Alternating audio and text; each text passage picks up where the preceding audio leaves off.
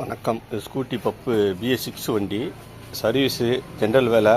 அப்போ silencer league ஆகுதுன்னாங்க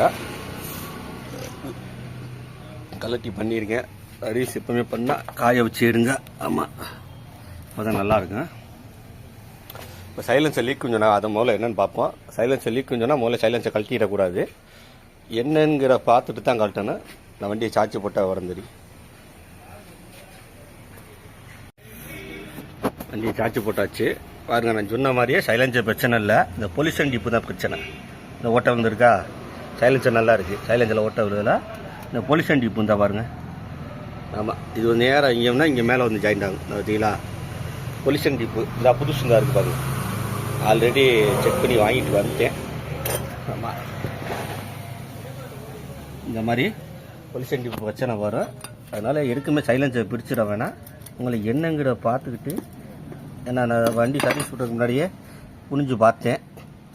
ஓவராலாக பார்த்துட்டு சரி பொல்யூஷன் டிப்பு வாங்கிட்டு போவோம், ஏதாச்சும் ஒன்றா மாற்றிக்கிடுவோம் அப்படிங்கிற பக்குவத்தில் வாங்கிட்டு போனேன்.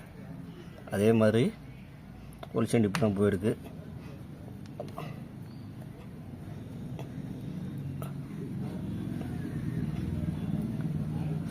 அதனால் சைலன்சர்லாம் லீக் ஆச்சுன்னா முதல்ல என்னென்னு சார்ஜ் வண்டியை பார்த்துக்கிட்டு அடுத்து இது ஒன்றுங்க வாங்க, பொருளை வாங்க.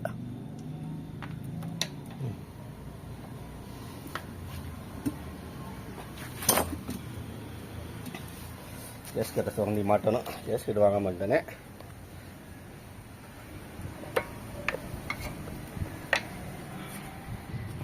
நான் பழசை வெளியில் எடுத்துட்டேன். கொஞ்சம் உருவுறதுக்கு சிரமமாக இருந்துச்சு. 2 கையை பிடிச்சா உருவுறாப்பில் இருந்துச்சு. ஆமாம், இந்த பொல்யூஷன் டிப்பு அதில் வரும். பாருங்க, சரியாக இருக்கா?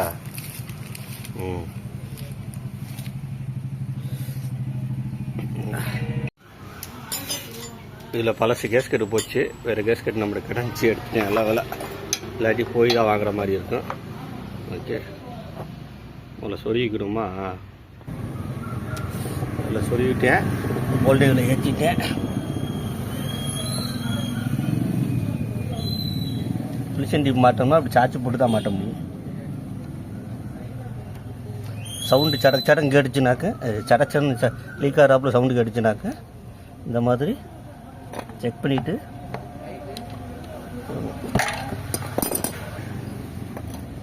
நல்லா ஏற்றிட்டேன். டைட் மட்டும் வைக்கணும்.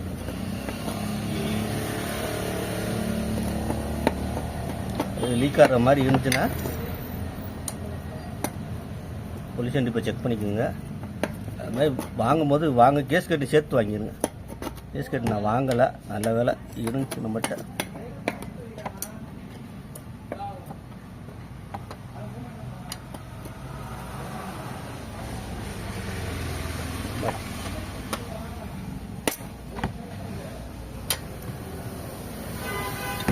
கோல்டு ரொம்ப அழுத்தி வச்சிடக்கூடாது.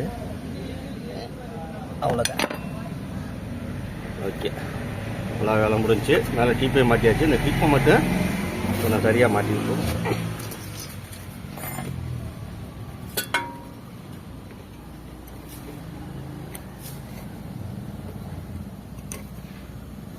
அவ்வளோதான், இவ்வளோதான் வேலை. சைலன்சர் சாப்பு கவுண்ட் வச்சுன்னா இந்த மாதிரி செக் பண்ணிக்கணுங்க. பொல்யூஷன் டிப்பு தான் பெரும்பாலும் BS6 வண்டியில் போகுது. சின்ன தகவல். நன்றி, வணக்கம். பொல்யூஷன் டிப்பு மாட்டியாச்சு. அப்புறம் என்ன தகவல்னாக்க, இந்த இடம் உடஞ்சிருச்சு. இந்த இடம் இந்த ஜாயிண்ட் இந்த இடத்துல விட்டுருச்சு பாருங்க. விட்டு இல்லாத ஆயிடுச்சு. இந்த இடத்த ஓட்ட போட்டு இந்த ஒயிட் டேக்கை போட்டிருக்கேன். இந்த மாதிரி இதாச்சுன்னா இந்த மாதிரி போட்டுவிடுங்க. அது வாட்டில் கிடக்கும். இந்த இடத்துல சீட்டும் வந்துடும், மறைச்சிக்கிறேன். ஆமாம், இந்த இடத்துல லைட்டாக ஒட்டி விட்டுட்டு முன்னாடி ஒயிட் டேக் மாதிரி போட்டிங்கன்னா எந்த பிரச்சனையும் வராது. இந்த ஒயிட் டேக் நல்ல யூஸ்ஃபுல்லான பொருள், பயன்படுத்துங்க. நன்றி, வணக்கம்.